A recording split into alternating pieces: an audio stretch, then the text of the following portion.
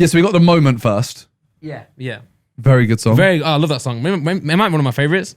The first time he played it to me as well, I was like, I don't want to be mean because I don't mean it in a bad way. But it sounds like an intro song. And he went, it's the intro song. And I was like, it's a sick intro song. Because one of my favorite songs on the last album was the intro song. Yeah, What You Been On, right? Yeah. Yeah. That's like one of my favorite songs of it. I think this one might be one of my favorites on the whole album. It's definitely one of my favorites. It's one I keep singing in my head. Yeah, no, it's definitely up there. I don't care. Which is one thing we'll say at the end, obviously. Sure. I'll say now, but you'll see it at the end is his solo songs are really good. Yeah. Which I'm so happy about because it's so easy for JJ to get slated for carried by whatever collabs. And it's like, at what point is he not? Like his highest charted song right now is a solo song. Holiday, yeah. Well, it's good actually because JJ's grown a lot. But what I'll say as well is often when you're in a situation that JJ is now, right, where he's doing really well, you've also got a lot of say not managers say, or you've got maybe label people that are like, oh, you should do this. Whereas as an artist, especially someone who doesn't have much charisma or the ability to have your own say. Which JJ can do that, by the way. He's the best at that. He's best at saying, I want to do my own thing. Yeah. But other people in the industry might, not have the power that JJ's got. So, someone might say, I'll do this, do that, and they have to do it. Otherwise, you're just going to get dropped by the label or locked into a contract. Whereas a lot of JJ's solo stuff is him being like, nah, this is me now. Yeah. This is what I really want to do.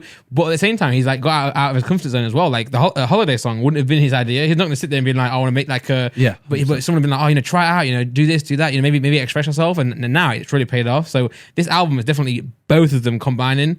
And the reason him on his own is so good is, yes, people can't say, oh, you're getting carried by a feature, but also you start to hear JJ as like himself. Yeah, for sure. With no features, because sometimes the features you pander to their style as well. If I'm going to make a song with, say, Talia, it'll be very different to a song that I'll make with JJ.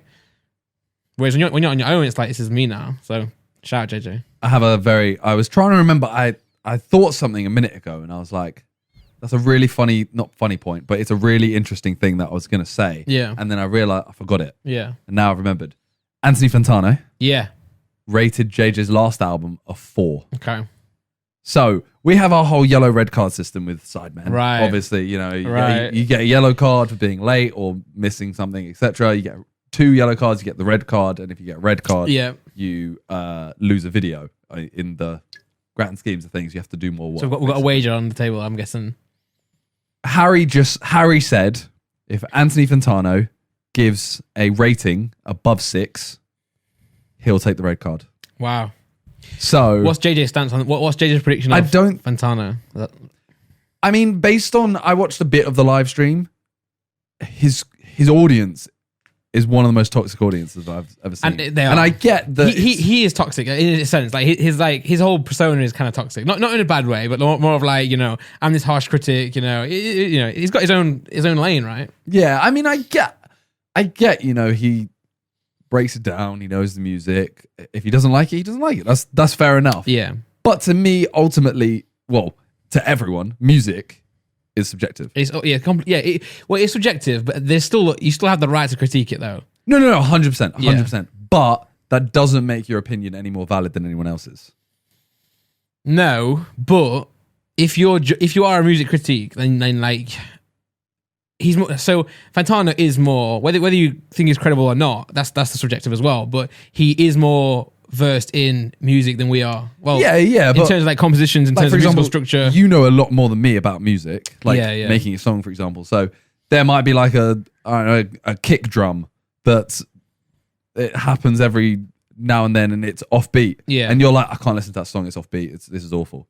Yeah, and I'm like, I just like this song. It just sounds sick. That doesn't, and I'd rate the song, a 9 out of 10. You're like, that out of time. It just kind of annoys me. It's like a 5, 4 out of 10. Yeah, for sure.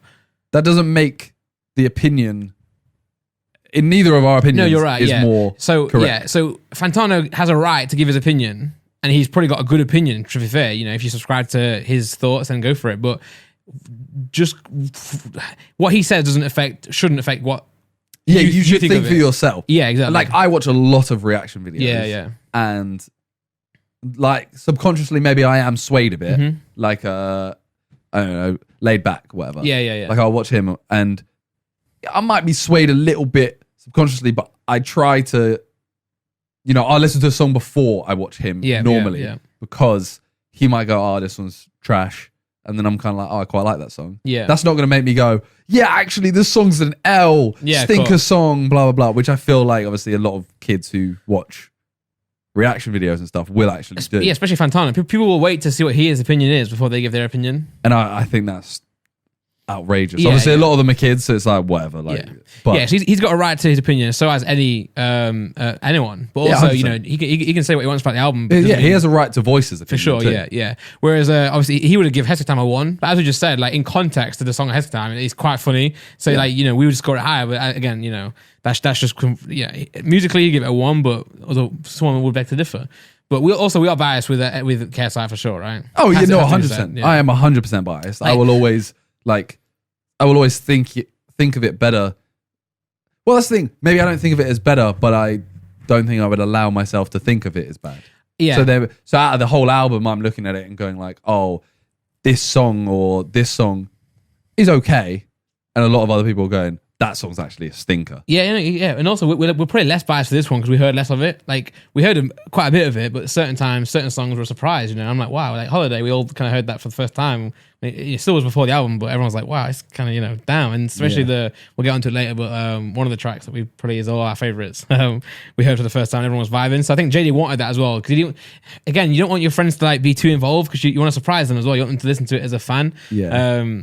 But no, it's just. Yeah, it's great to see him doing well already. But I did see someone compare it to like, what was it, Kendrick Lamar's like Damn album, and that's pretty a bit far, isn't it? As in say it was like same level. Yeah. Well, yeah, it's like I see people online saying this is the greatest album ever, and I'm like, okay, again, opinion. Yeah, for sure. If you think it is, you think it is. Yeah.